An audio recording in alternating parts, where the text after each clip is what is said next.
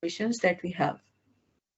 इसीलिए आपकी वो तो obviously equal ही आनी है आपकी total number.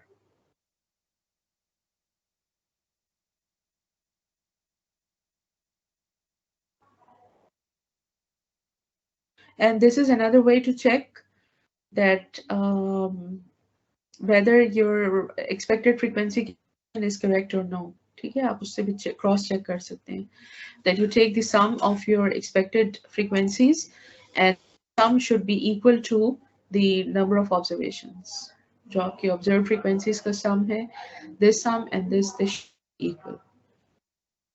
But their distribution is different. ठीक है, distribution इनकी observed में ये है और expected में इनकी distribution ये है. Excuse me, ma'am. जी. मैम यहाँ पे ऑब्जर्व माइनस एक्सपेक्टेड जब हम टेबल इसका करते हैं ना, तो ऑब्जर्व हमारे पास 24, 10, 9 और 32 हैं और एक्सपेक्टेड हमने एक्सपेक्ट किया कि वो 75 है. तो हम इसको जब डिवाइड करेंगे या माइनस करेंगे वो 75 से नहीं करेंगे, या फिर वो इक्वल डिस्ट्रीब्यूशन वाली बात आ जाएगी उसमें कि वो इक्वली कितनी expected frequency of the same class. ठीक है, ये जितनी भी आपकी कैलकुलेशन चलनी है, this calculation has to be for this calculation has to be different और individual for each of the classes. हर क्लास की आपने सेपरेट कैलकुलेशन करनी है और फिर जो आपके पास ये वैल्यू ये उनका आपने सम लेना है एंड पे. यहाँ पे आपने हर एक वैल्यू को इंडिविजुअली ट्रीट करना है. ये जो एक्सपेक्टेड है, this is not summation expected. यहाँ पे समेशन का वर्ड है sign. No ma'am. Okay, got it. So this is not summation expected. This is expected of the same class. This is expected of the same class. Okay, so now we quickly check the other type of scare test, which is goodness of fit test. And this is also a comparison of observed and expected frequencies. But the difference from the homogeneity test is that in the homogeneity test, we assume all of them to be distributed. But in case of goodness of fit, we assume that the expected frequencies, they follow predetermined model or predetermined ratio. And the simplest example that we can take as biologists is the example of the Mendelian ratios here and the law of independent assortment. So the independent assortment is that the genes, they assort independently, right? Alleles assort independently in this. So the phenotype ratio for a dihybrid cross is 9:3:3:1. So all are familiar with this ratio, right? Yes, ma'am. That in a dihybrid cross, when we have two genes and when we are looking for the two traits, then the dihybrid cross is going to give the phenotype ratio of 9:3:3:1. So what is the total number? 16, right? So out of 16, 9 are expected to be of one combination of phenotype, 3 of the other combination, 3 of the combination, and 1 of the other combination. So a farmer did a dihybrid cross of pea plants, and the plants were heterozygous seed traits, the seed appearance and the color, right? Seed appearance and color, and he obtained a progeny of 556 seeds. So this is your number of observations, right? So the progeny is 56 seeds. And he found following results. And he found that out of 556, 315 seeds are round in appearance and yellow in color. 08 are round in appearance and green in color. And 101 are wrinkled in appearance and yellow in color. And 32 are wrinkled in appearance and green in color. I think this is anything confusing in this one?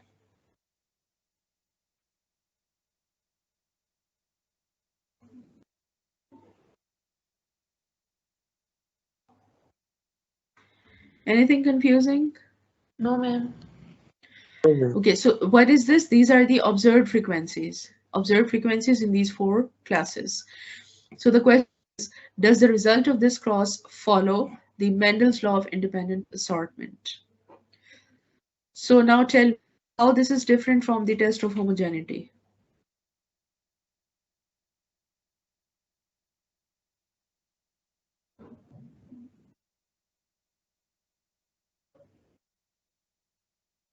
So ma'am in test वहाँ of पे homo, हाँ बताएं.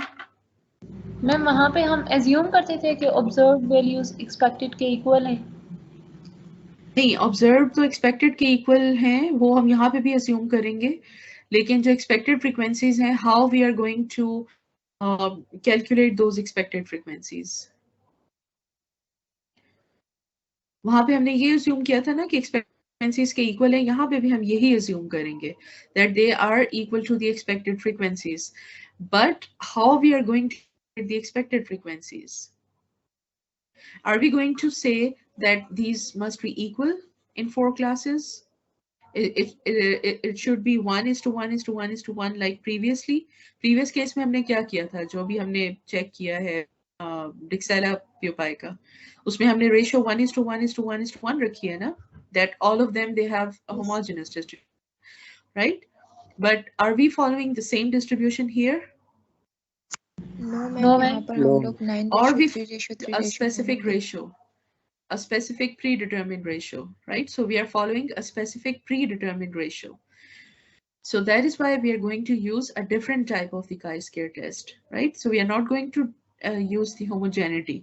Why are we going to use homogeneity? Because we are not supposing them to be homogeneous.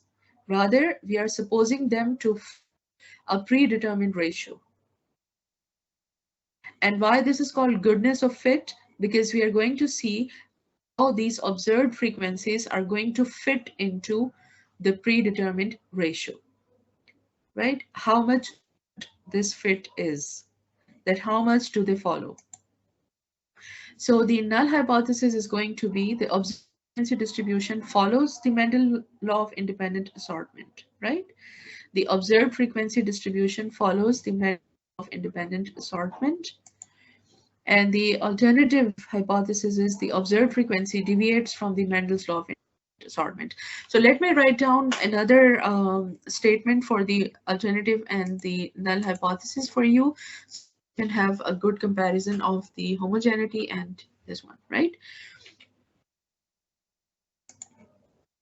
So the null hypothesis is going to be the observed frequencies are,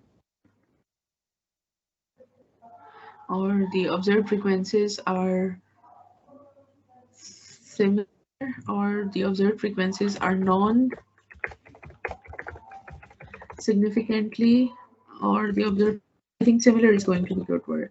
So observed frequencies are same as the expected frequencies under the Mendel's law of independent assortment, right? So this is going to be your null hypothesis. The observed frequencies are same as expected frequencies under the Mendel's law of independent assortment. The alternative hypothesis could be the observed frequencies depart from those expected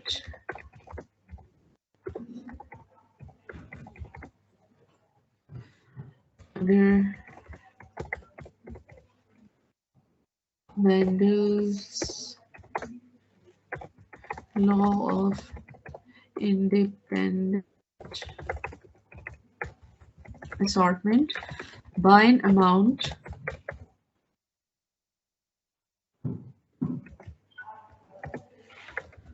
that cannot be explained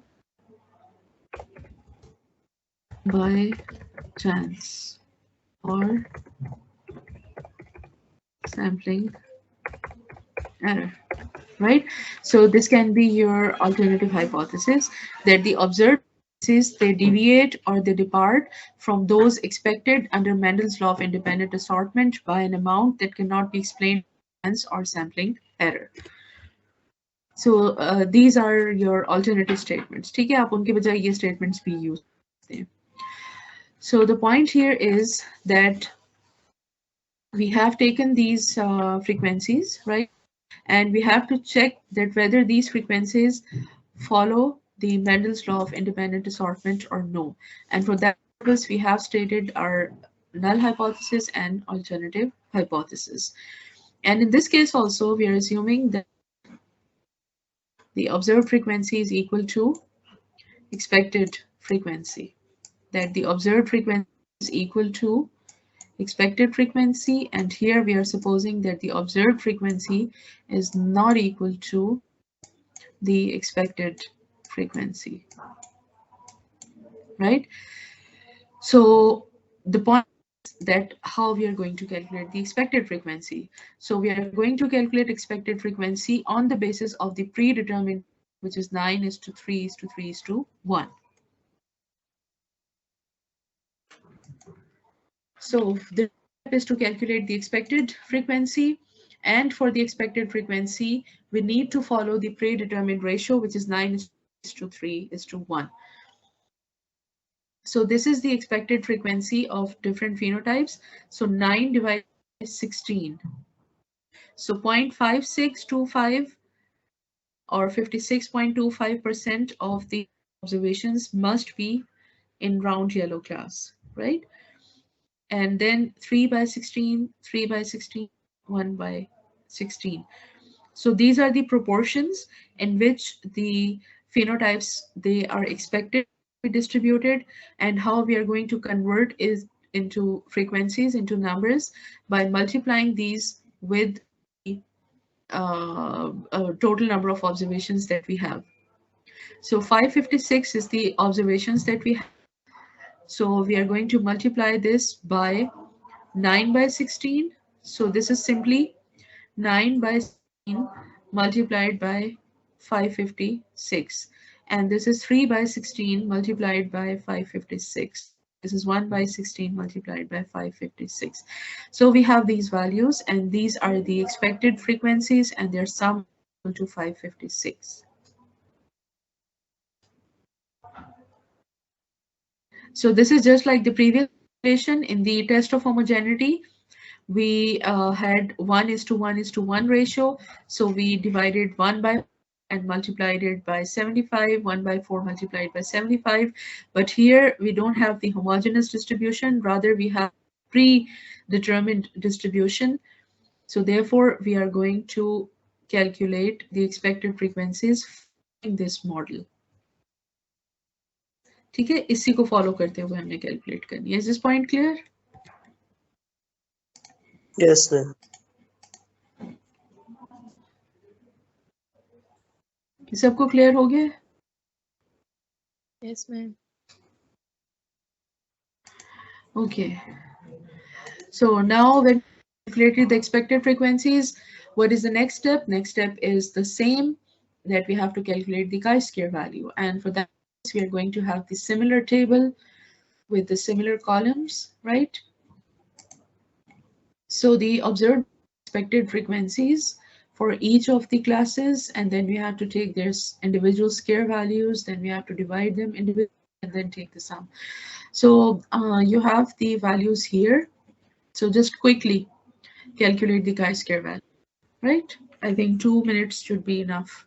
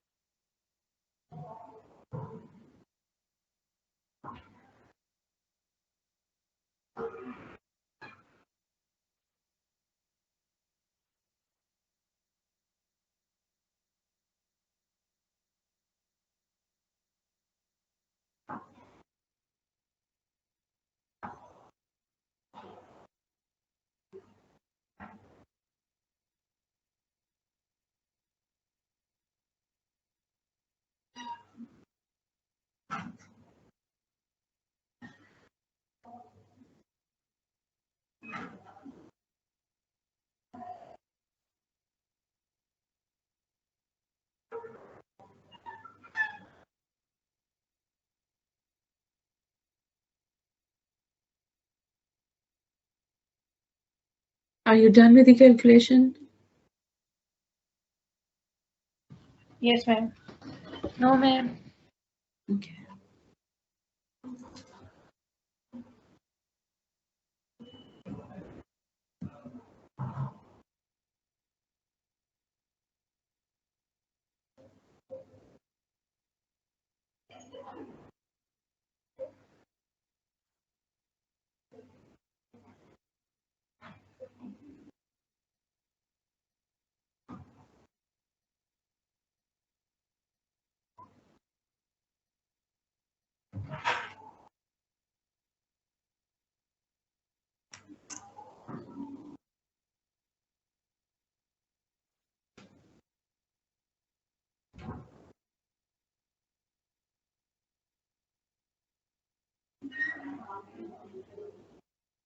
Done, ma'am. Done? Yes, ma'am. Or should I show you the values? Yes, ma'am. Sure, ma'am.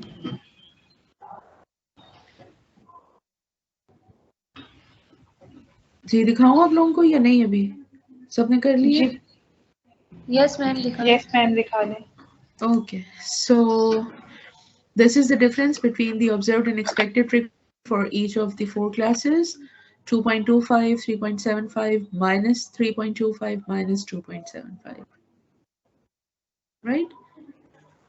आपकी भी यही values हैं. Do you get the same values?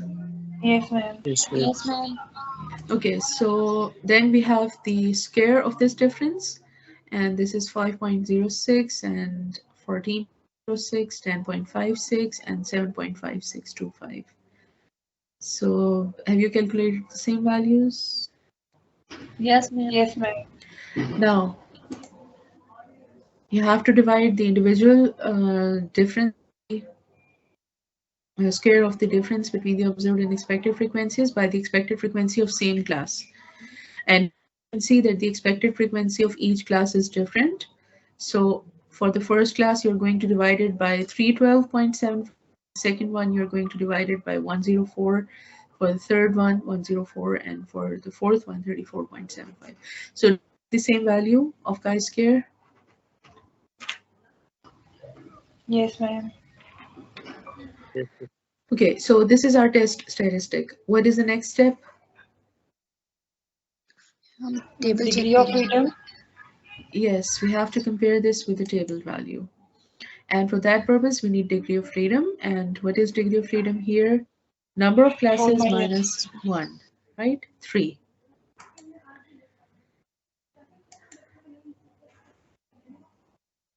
So when we go on to the table, so here is the table, right? So our value is, degree of freedom is 3, and the probability at which we have to check is 0.05. So what is the value here? This is 7.815. 815. And what is your calculated value? 0.47. 0.47. So is it greater than 7.815 or less than? Less than. Less. Yes then ma'am So it is less than. So are we accept the null hypothesis or reject? Accept. Accept. Yes Accept. Because the probability is greater than 0.05. Probability is on this side, right? So it is greater than 0.05. So therefore we are going to accept. Excuse ma'am So we're going to accept the null hypothesis, and we are going to state the result according to the null hypothesis. That result of the cross follows the Mendel's law of independent assortment, right? Now, look at these values that are mentioned here. So you have the test statistic, which is the chi-square value that you have calculated, and then you have to mention the probability at which you are stating the result. So in this case, you are stating the result at the probability of 0.05 because it is greater than 0.05. So you have mentioned this one here. So this is non-significant, right? Okay, one question.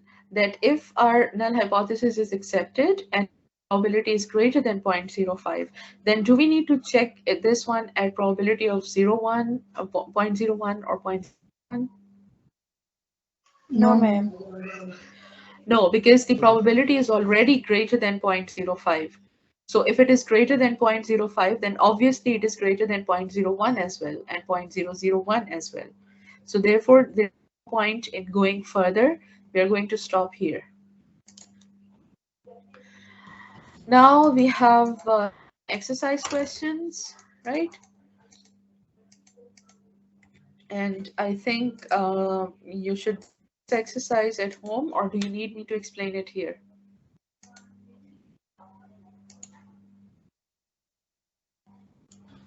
Ma'am आप एक दफा question explain करते हैं. Question explain कर देती हूँ, ठीक है, क्वेश्चन में एक्सप्लेन कर रही हूँ आपको. So the question is, species composition of ground foraging birds was documented in an area, right? So about species composition in a specific area. 64% of the ground foraging birds were sparrows, 29% were larks, and 7% were francolins. So how many classes we have here? How many classes? 3. 3 classes. Three classes, right? Sparrows, larks, and francolins, right? Sparrows, larks, and francolins. So what percentage distribution of sparrows? 64%. And what is the percentage distribution for larks? 29%. And what is the percentage distribution for francolins? It is 7%. 7%. So is this sum equal to 100%? 64 plus 29 plus 7.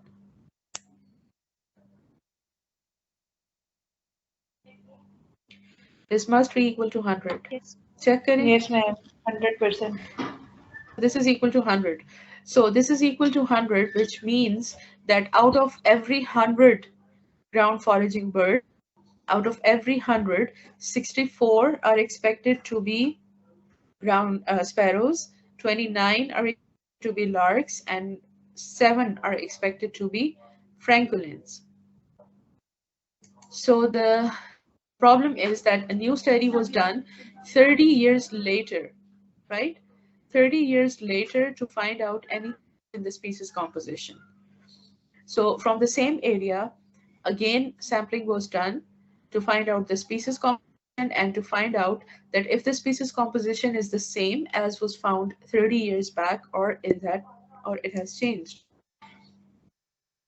So the observations that in the which were found in the new study were that they identified 750 birds, and out of the 750 birds, 495 were sparrows, 198 were larks, and 57 were francolins, right? So total birds that they sampled were 750, and out of 50, 495 were sparrows, 198 were larks, and 57 were francolins. So question is there any change in species composition? Right, so how we are going to check this change in the species composition? We are going to compare this with the previous species composition. So we should apply the goodness of fit test. Is that right? Yes, ma'am. Right, we need to apply the goodness of fit test because we have a predetermined model, or we have a predetermined ratio here. So the null hypothesis is going to be there is no change in species composition, and the alternative hypothesis is going to be species composition is different from the previous study. So this is the question that you have to calculate. Already आपके पास ये solve हुआ हुआ है, but still I would suggest that you do it yourself and then compare it with the calculated one. And here are also some other questions for the exercise, right? So for each of these ones, you have to first decide that what kind of test should apply. Then you have to state the hypotheses. Then you have to calculate the expected frequency. Then you have to calculate the chi-square value. Then you have to compare that value with the table value, and then you have to state your result. So this should be like these 6 steps. right? So these 6 steps, they must be followed for each of these exercises, and then we will discuss these exercises in the on-campus class. All right. Okay, ma'am. Okay, ma'am. Okay.